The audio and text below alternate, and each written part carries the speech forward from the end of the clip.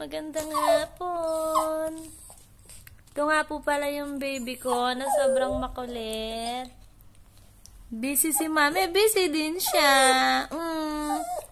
Magkasama kami niyan guys pag day off ko. Nandito yan siya sa room ko. Siya ang aking baby pag day off. Ayan.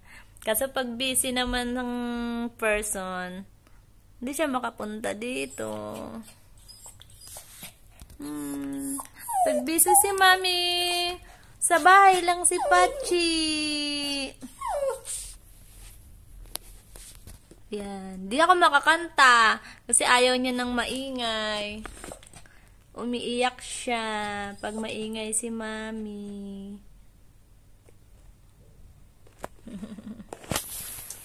Ano, ganito na lang tayo. Ganito na lang tayo. Maglambing-lambing-lambing na lang.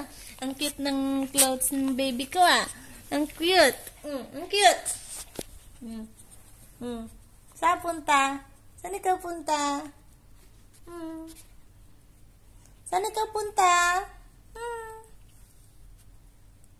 Saan ikaw punta? Hmm?